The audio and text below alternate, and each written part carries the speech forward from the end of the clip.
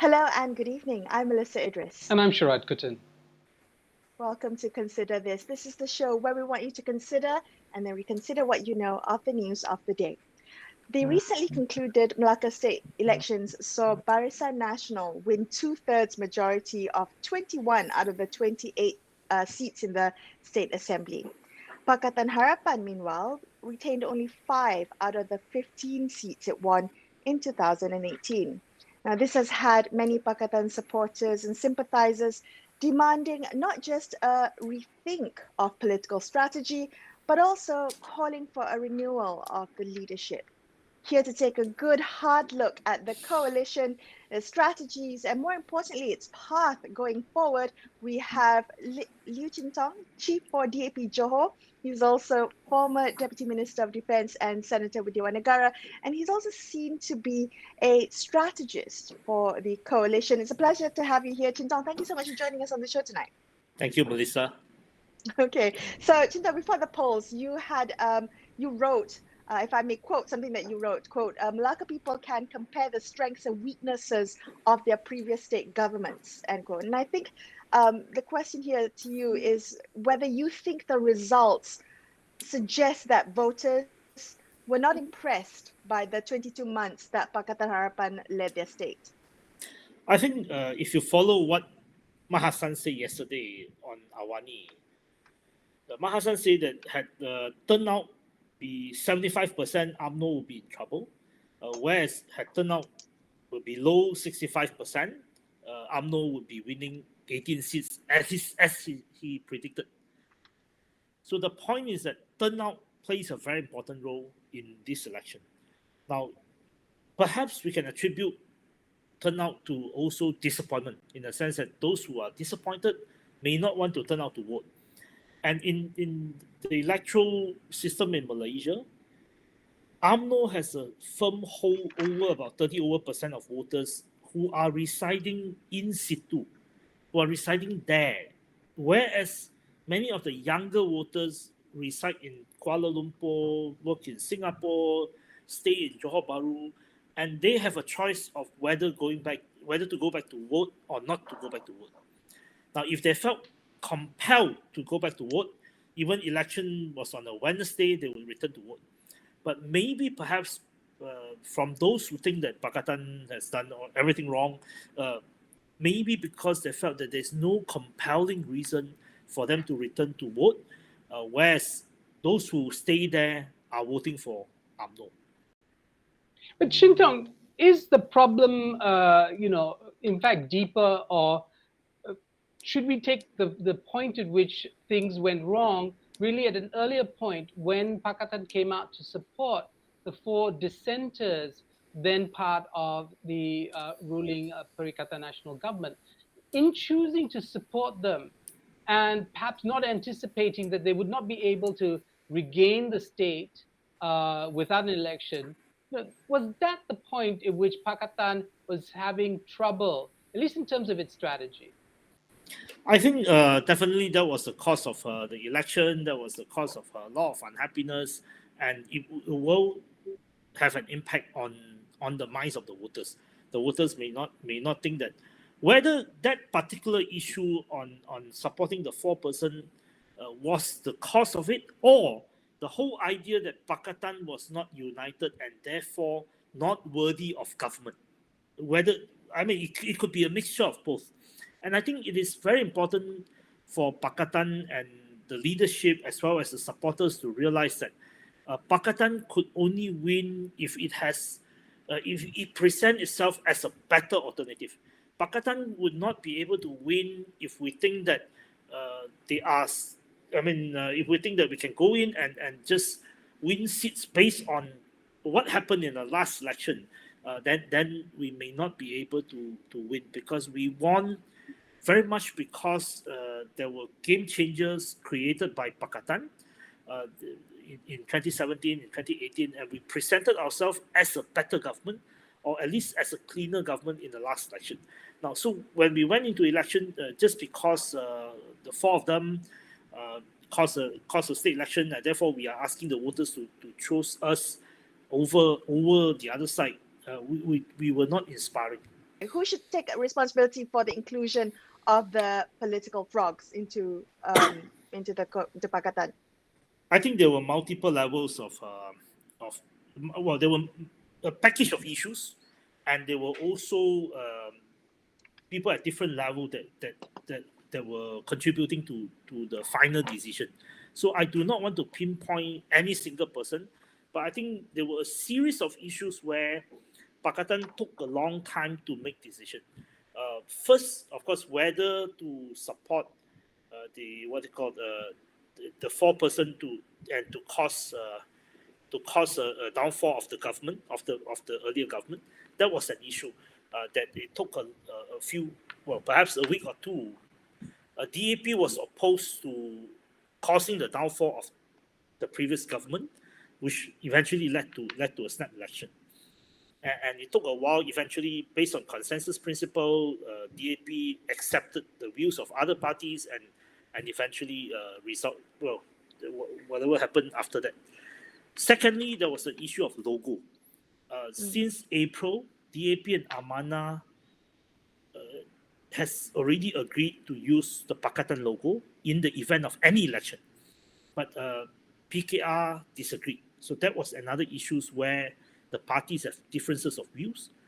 Then followed by the questions of Adli as the chief ministerial candidate. So DAP and AMANA agreed that we needed a chief ministerial candidate. The chief ministerial candidate cannot be Idris Harun. It has to be Adli. We have to sell the story of Adli. And the earlier we announced Adli as the chief ministerial candidate, the better for the campaign. That was an issue that PKR took a long while to consider, and eventually they agreed to it.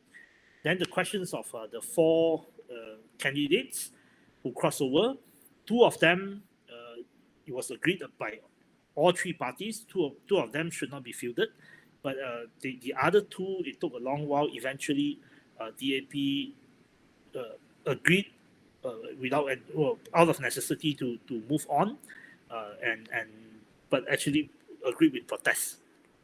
But because the other two parties had already decided, so DAP agreed with protests and moved on. Then there was the questions of seat allocation. DAP eventually agreed to take without increasing any seats, without taking more seats from the seats left by Bersatu in the last election. In exchange, the other party agreed that in the next election, DAP would contest the seat of Alor Gajah.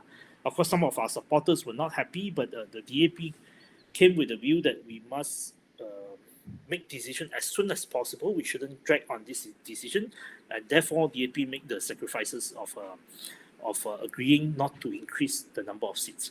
So there were a package of issues that we had to deal with, and I wish we could deal with some of these issues much earlier. If we could deal with all these issues much earlier, with unity of purposes, we perhaps will actually fare better in the election. So I don't attribute. Sorry, Chin Tong, if I can just catch you there, just to say that I think what you present are concerns that the party faithful, that the party elite are most concerned about, these negotiations. But are voters concerned about that? And you earlier made mention of the fact that Pakatan needed to present itself at least as the cleaner government. Not necessarily. The question is also for somebody in Melaka, is not just cleaner government, but also better governance. Better governance is a problem for Pakatan, because I don't know, just speaking to people there, the Pakatan necessarily did that well in terms of governance. There were a lot of things, especially like a land reclamation, that didn't seem to be particularly imaginative coming from the Pakatan side, and so on and so forth. So what political party strategists like yourself might be concerned about might not be the concerns of voters, don't you think? Well, what I was trying to say is that the package of issues that took too long to resolve took away a lot of time for us to show that we are a singular entity. Had we entered the election as a singular entity without much differences, then we would have presented ourselves as a better alternative, in the sense that our opponent were also split. Our opponent also were also having a lot of issues within their coalition or within their party. And had we been able to solve it much earlier, then we would have a lot more time to talk about other issues. Now, in terms of better government, I would say that the Melaka Pakatan government was a good government, was a clean government, was a government that tried very hard. Whether it was very successful in its publicity, I think maybe there were challenges during our time both as national government and also as state government in terms of publicity. But as for instance, on the issues of land reclamation that you pointed out, actually it was a Pakatan's strength rather than Pakatan's weakness. The main culprit as far as land reclamation is concerned is mainly Rauf and Sulaiman, or the Sulaiman government, particularly influenced by Rauf, and particularly in the in the latest reclamation project, which was the talking point of most voters on the coastal area. So I would think that had we had more time, you will be able to present ourselves better. And I don't think we have exploited Atlee's popularity fully.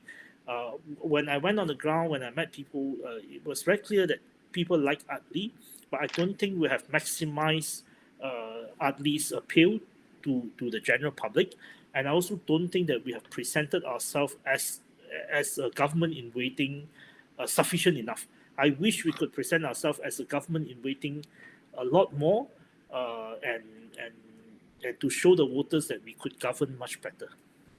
Chin Tong, can I come back to the confluence of negotiation stumbling blocks that led to you saying that you wish you had more time to present another option to Melaka voters? Just hearing you talk about the events that led to the fact that negotiations took time, decisions took time, it seems to me that PKR was a stumbling block here. Is it because Anwar is not a decisive leader in making these decisions that led to time being lost in a critical campaign period? I would think that because we are a coalition, by nature, coalition of equal is not easy to manage. Muhyiddin found it out that he couldn't manage a coalition of equal. To a large extent, the Pakatan government, federal government, fell because we could not hold together as a coalition of equal. So any coalition of equal without a dominant party is not easy to manage. And the voters, at the same time, do not want dominant parties like what UMNO used to be. So learning how to run a coalition of equals is never easy, but it's a necessary lesson for everyone. Now, I do hope that moving forward, both Dato Sri Anwar as well as everyone in the coalition, I don't single out I do not want to pinpoint a single person, but I think the entire leadership has to understand that we are stronger when we are together, and we are stronger if we are also inclusive. We are inclusive, we're stronger if we are together. And the voters sometimes, as Sharad pointed out, actually the voters are not interested to know how the food is cooked. As long as the food is clean, as long as the food doesn't cause me stomach ache, they are not necessarily interested in what happened in the kitchen. And of course, kitchen is never easy. Anyone who go into the kitchen will have to bear with the heat and will have to bear with the troubles in the kitchen. But the problem is, as politicians, are we able to present something that is presentable? And I think that is a challenge for all of us as politicians. Chin Tong, particularly, we are Chin Tong, you just paraphrased Bismarck there about the making of sausages. So I understand that, but okay, I understand we are running out of time. We need to go for a break soon, so we'll talk more about Bismarck. Yes, after. let's take a quick break now and then mull over how a sausage is being made. But after this, we'll continue this conversation with Liew Chin Tong. Stay tuned to Consider This. We'll be right back.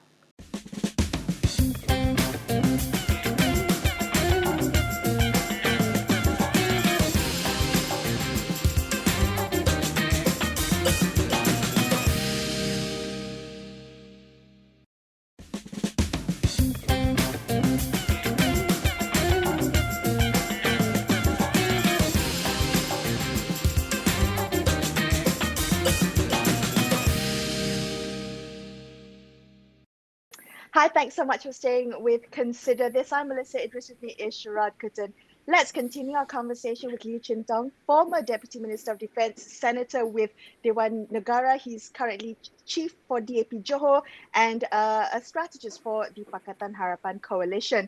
Let's talk about Pakatan Harapan going forward, Chin Tong. You talked a little bit earlier about wanting to present to voters, Pakatan Harapan as a government in waiting. What is that narrative that a lot of commentary has been saying that there needs to be a reset, there needs to be a rethink about Pakatan strategy.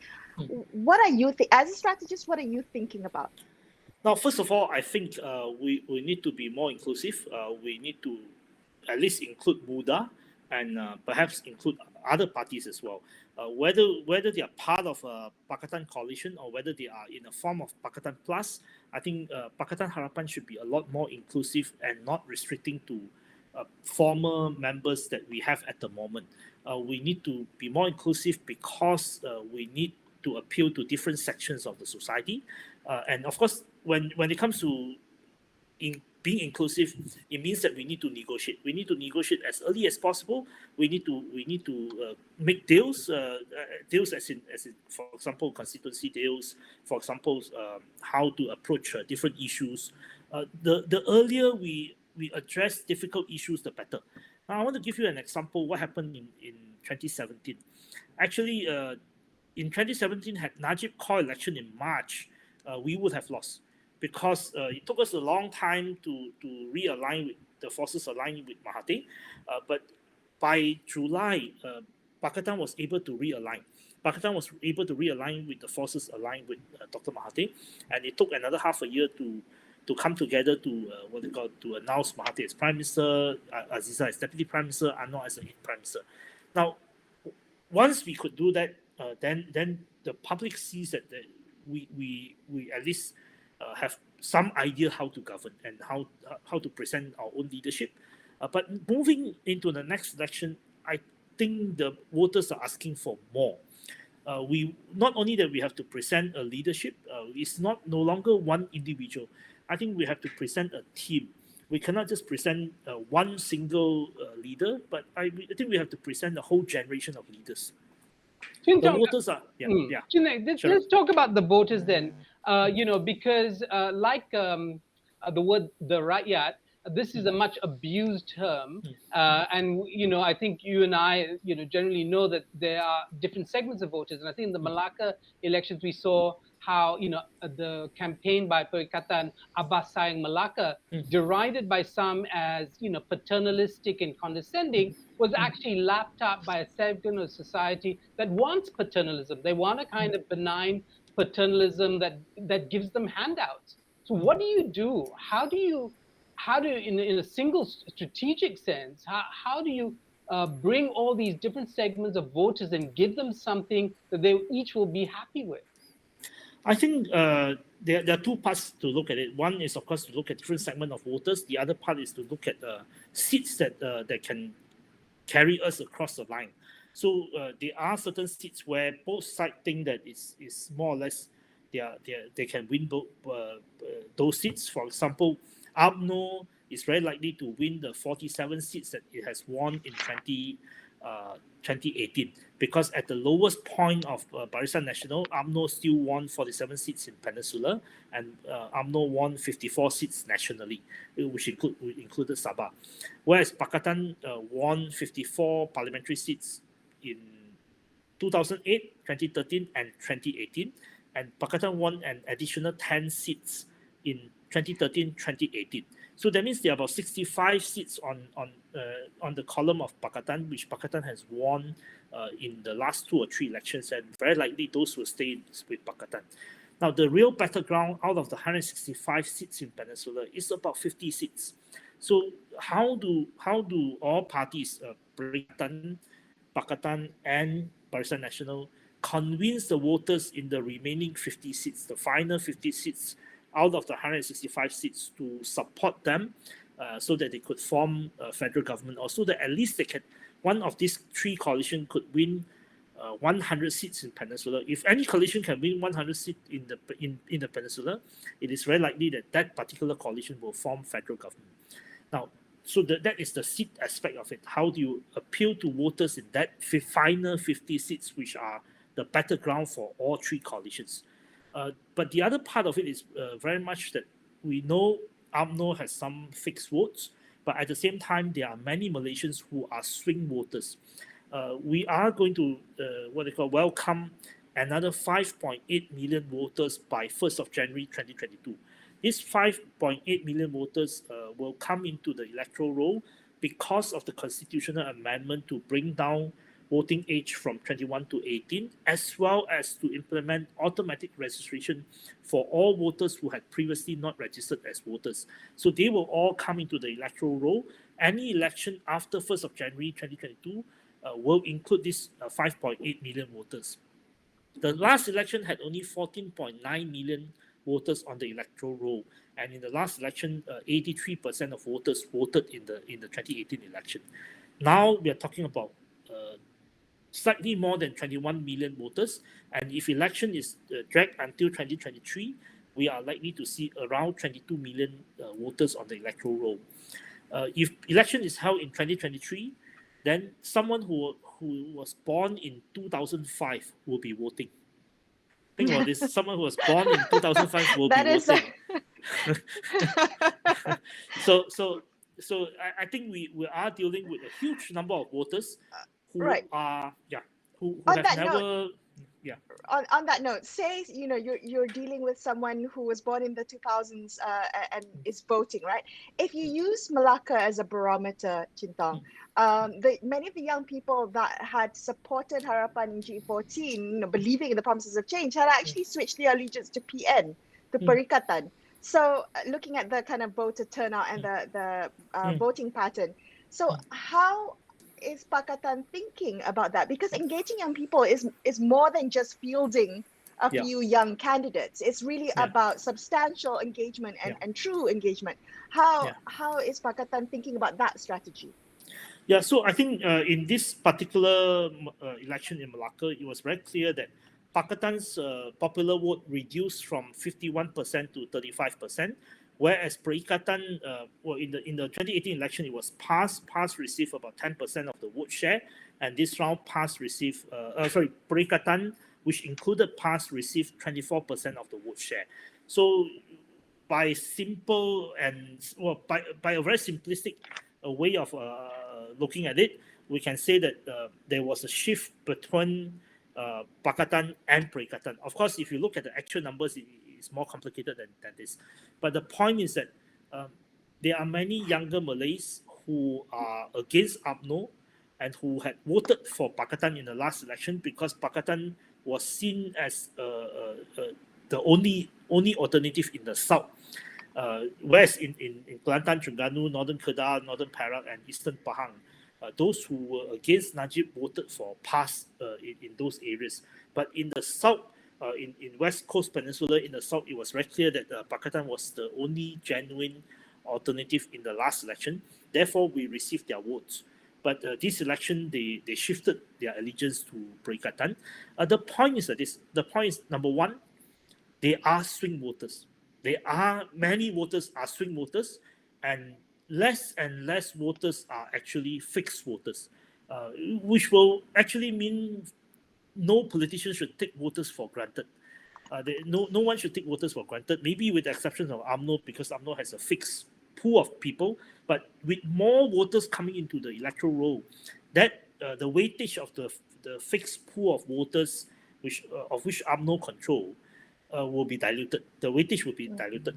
Okay. Very quickly, because we're running out of time. I want to ask you, can we take for granted coalitions and the shape of coalitions? Is it possible that Pakatan will not be around in 2023? I hope Pakatan will still be around. I hope Pakatan will be an expanded coalition, will be a Big Ten coalition that includes many more elements, which can together form a genuine alternative, offering genuine alternative to both Perikatan and Barisan Nasional. I still hope that will happen, although there are, of course, many elements who do not want to see Pakatan surviving. Chin Tong, thank you so much for your time. We really appreciate you sharing your insights with us. That was our conversation with DAP's Liew Chin Tong, and that wraps up this episode of Consider This. Thank you so much for watching. I'm Melissa Idris. And I'm Sharad Kuttan, signing off the evening.